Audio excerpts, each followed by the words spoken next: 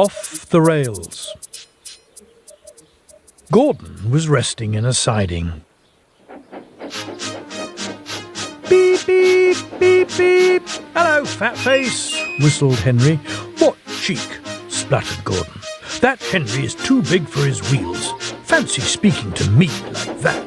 Me, he went on, letting off steam. Me, who's never had an accident. Aren't jammed whistles and burst safety valves accidents? Asked Percy, innocently. No, indeed, said Gordon huffily. High spirits might happen to any engine, but to come off the rails, well, I ask you, is it right? Is it decent? A few days later, it was Henry's turn to take the express. Gordon watched him getting ready. Be careful, Henry, he said. You're not pulling the flying kipper now. Mind you keep on the rails today. Henry snorted away. Gordon yawned and went to sleep.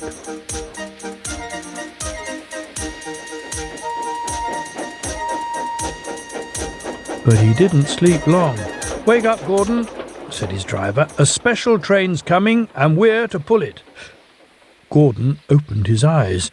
Is it coaches or trucks? Trucks, said his driver. Trucks, said Gordon crossly. Pah! They lit Gordon's fire and oiled him, ready for the run. The fire was sulky and wouldn't burn, but they couldn't wait, so Edward pushed him to the turntable to get him facing the right way. I won't go, grumbled Gordon. Don't be silly, puffed Edward. Gordon tried hard, but he couldn't stop himself being moved. At last he was on the turntable.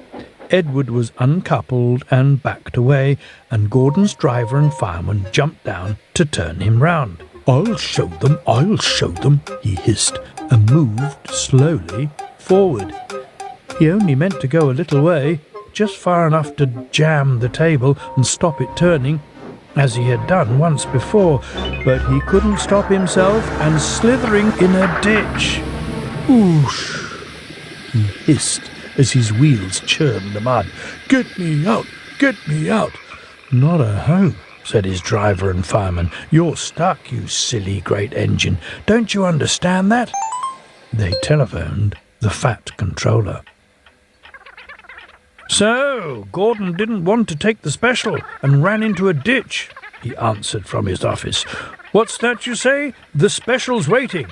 Tell Edward to take it, please. And Gordon? Oh, leave him where he is. We haven't time to bother with him now. On the other side of the ditch, some little boys were chattering. Coo, doesn't he look silly? They'll never get him out. They began to sing.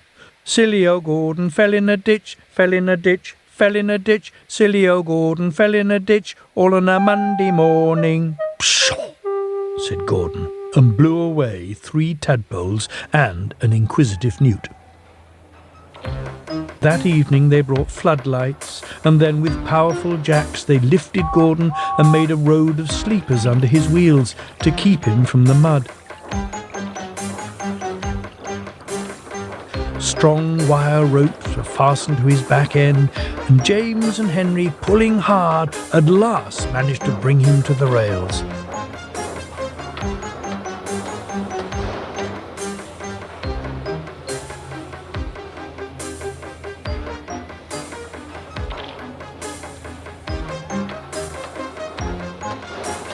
Late that night, Gordon crawled home, a sadder and a wiser engine.